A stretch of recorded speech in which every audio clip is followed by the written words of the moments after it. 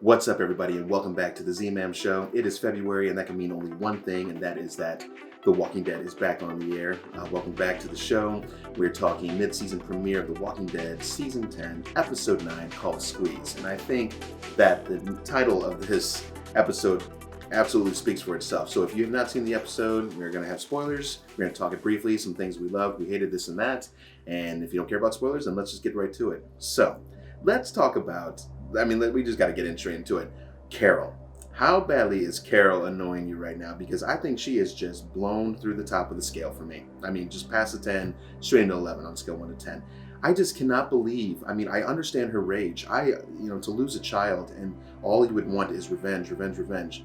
But to put my actual other friends and family in full danger to get this accomplished, that takes balls. It just does. I can't believe the length she's willing to go to, especially after that conversation that she had with Daryl, trying to talk about how, we need to be on the same page. Daryl was taking just straight notes out of Rick's book, which I just love. And Daryl's his own person too, don't get me wrong, but I feel he's becoming that leader that we've kind of always wanted to see out of Daryl, seeing more from him. And just when you think that maybe he's making some headway, she goes and pretty much just screws him. And, I think that final scene, just getting straight to it, when we saw what happened to our friends. Now, I'm assuming they're not dead, okay? Because, it seems like there's more storyline there. Daryl seems like he's going to be walking off. But Carol, she's pleading with Daryl. She's like, just say it, say it. I was trying to figure out what she wanted him to say. Say what she wanted to say, like, I hate you. Don't come back. Don't follow us home. Because that's kind of what I was thinking. Now, I don't know maybe if I'd say I hate you, but I'm so disappointed in you. It's over. Whatever, you're done, Don't follow us back home. You are a threat to everybody in the community and yourself. She clearly doesn't care. All she wants is to hurt Alpha. And the idea of her taking herself out just by wiping out maybe a quarter or half of her horde, I don't know.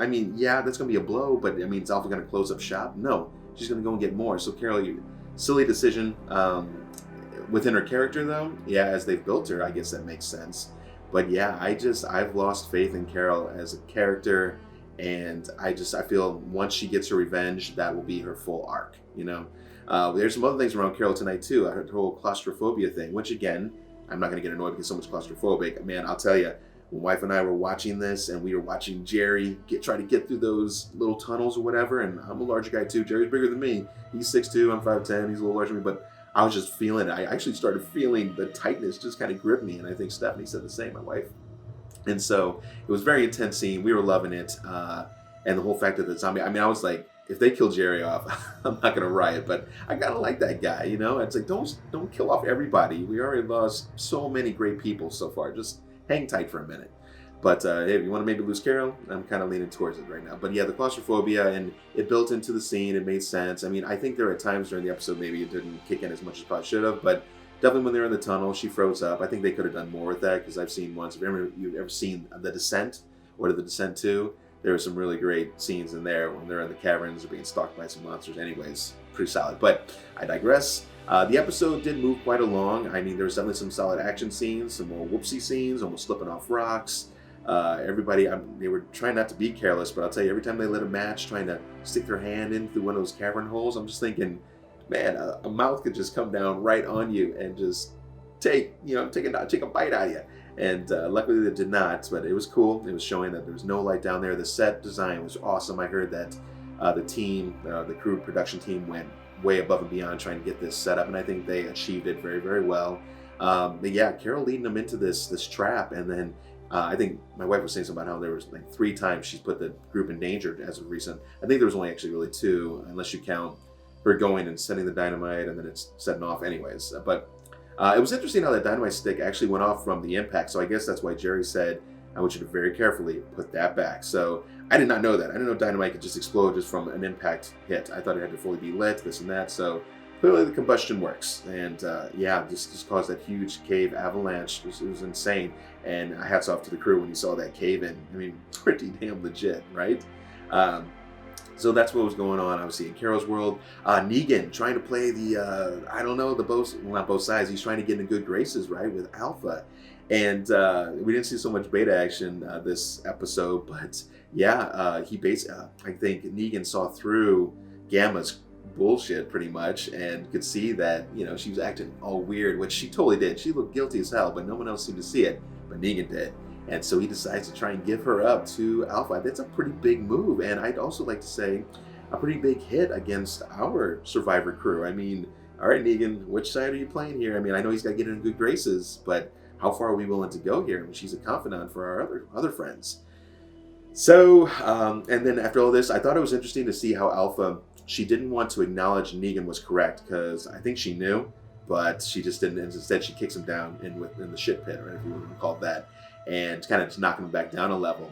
And then as she's kind of going through, and then we find out she talks to Beta, and she brings it up like it's her idea, like, oh, maybe it's Gamma, follow her, and if it is her, bring her back. I want to make I want to do a lesson in front of all the people, kill her. That's pretty cool. And then I had read a little, I don't think it's a spoiler, but obviously not anymore, about how there was two characters that were going to have some kind of funny yet odd scene, and I was like, I don't really know what they're talking about, trying to figure it out. And then I finally understood when Alpha marched Negan out into the woods. I mean, I think Negan was thinking it was the end, and she had her hand on her knife, I noticed, on the way out. And I'm like, oh my God, is she going to like maybe try to take him out or battle him or something like that? And instead, she tells him to strip, and then he turns around and she's stripped. I mean, interesting. I mean, this is the kind of cat that Alpha is. Very strange and odd, no doubt. I mean, even with the mask on. But, I mean, Negan's about to get laid, if you will, so I guess it's cool. I mean, doing it with a zombie-looking person, that's damn weird, but he is kind of a kinky dude, so maybe he's into it. But again, getting into her good graces, is he just getting underneath the skin just enough to maybe make her fall for him, maybe start believing in Negan more than Beta? You know, there's some things that could be happening here, so we'll have to see how this plays out. So Gamma looks like in the next episode she's going to be going over to our side, our friends and so forth, and she's going to be showing some areas of maybe the cave and where the horde is and so forth. So her time could be maybe numbered. We'll have to see how that works out. And let's not forget also about Magna and Connie, who are stuck down in the cavern somewhere. Hopefully they are still alive. We see Daryl looks like he is going to be on the march and basically finding a way in, and maybe that's going to play into where Gamma, maybe she's going to show the crew another way in. Carol, who knows if she's going to still be part of this community after what she's pulled. I mean, definitely lost the full trust of Daryl, her last really remaining friend, and she has just managed to push everyone away, which makes sense. It's exactly a psychological profile of what happens when you lose a certain loved one like that. I mean, a son, and even losing Ezekiel, part of it too. She just pushed them all away. So, again, a pretty top-notch episode. I think if I had to give it a score, I think I'd give it a solid maybe 8. 8 out of 10. I mean, the zombie action was pretty good. I think they took some liberties when they were jumping from rock to rock, and the zombies maybe not just pulling them right off. We've seen it before. I know they have to, suspend your disbelief just a bit as we move through the caverns. But yeah, I was kind of wondering about that. A lot of close calls tonight. It did have me on edge. I love the closeness and the tightness of those claustrophobic areas. The set design, very neat. And again, seeing some interesting things coming from the choices from Carol and Daryl and their friendship pretty much in peril. So, I guess that kind of rhymed. I didn't mean to do that. That was kind of weird. But anyways, I am Mike with the ZMM Show. I hope you guys enjoyed this little just recap and just kind of talking things. Let me know what you thought about the episode. Not this exactly. Well, you can talk about this one too. But what you think about The Walking Dead? Are you still on board as we head into the back half of season 10? I heard my wife was saying she was reading People magazine the other day, and there was a section in there talking about how Rick could very well possibly return for season 12. That means that they are already a season and a half ahead. I mean, or at least planning, right? And so, I mean, we all know, I think, that this show is planning to move on for quite some time.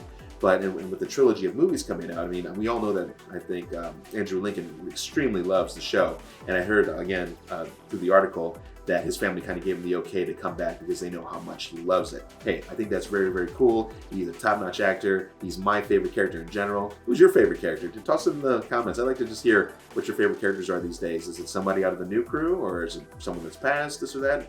Anyways, give it a shot. Also, sorry if I look a little tired tonight, but we spent all day today on my film shoot for Dead Nightmare. That's my zombie series. And I gotta tell you guys, my people that came out today did a phenomenal job. I'm just super psyched, smiling ear to ear pretty much. It just, I don't know, I guess it's a little bit of my writing, but really the way they executed it and everything else. So if you haven't had a chance, go out on my channel, check out Dead Nightmare. Obviously, it was our very first chance at creating a short film. So the first few episodes are a little rough around the edges with the acting, but I think if you stick in, and actually I know that by episodes 5 and 6, the stories are getting very mature, and it's awesome. So if you get a chance, go ahead and check that out. Check it out at deadnightmare.com for all other reviews and things like that. So until the next time, which will be next week, obviously, we will talk some more Walking Dead. So thanks guys for coming out, and I'll talk to you later. See you.